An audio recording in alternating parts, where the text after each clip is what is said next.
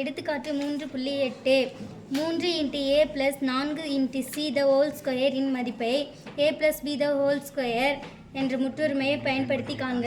Okay, முற்றொருமையை பயன்படுத்தி கண்டுபிடிக்க சொல்றாங்க. ஓகேவா? இப்போ ஃபார்முலா எழுதிக்கலாமாங்க? a + b the whole square equal to formula சொல்லுங்க. a square + b square + 2ab. a க்கு பதிலா அங்க யார் இருக்காங்க? 3a.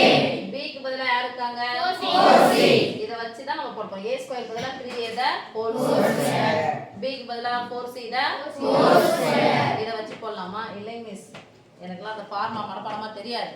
அதனால 3a + 4c எத்தனை முறை போட்டு பெருக்கணும்? 2 முறை பெருக்கலாமா?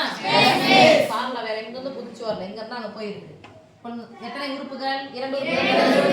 ஈரலக்க எண்களின் பெருக்கல் எப்படி ஈஸியா போடுமாமே போட்டுக்கலாமா? சொல்லுங்க.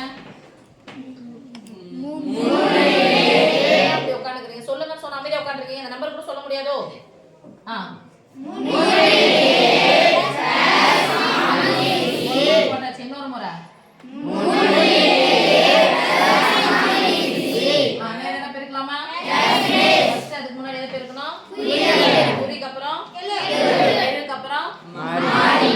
Okay, plus C plus C பெருக்குனா நாங் சி × சி ஸ்கொயர் பாஸ். இந்த குறி எதுமே இல்லனா பிளஸ் சி பிளஸ் சி பெருக்குனா 3 3 பெருக்குனா 3 3 ஏவி ஏவி பெருக்குனா பாஸ். பிளஸ் × பிளஸ் எதை பெருக்கணும்? 7 7 என்ன இருக்கு?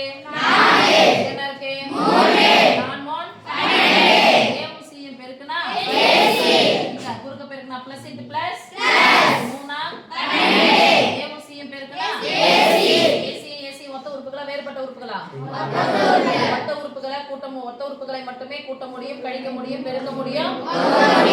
ரெண்டுமே பிளஸ் தான் என்ன பண்ண போறோம்? ஒரு மைனஸ் இருந்தா கழிக்கணும், 2 மைனஸ் 3 மைனஸ் இருந்தா கூட்டிக்கிட்டே போகும்.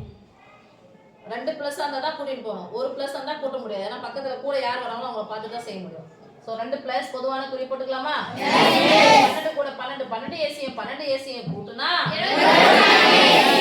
24 ஏசி. ஓகே, ஆன்சர் எப்படி சொல்லலாம்? Equal to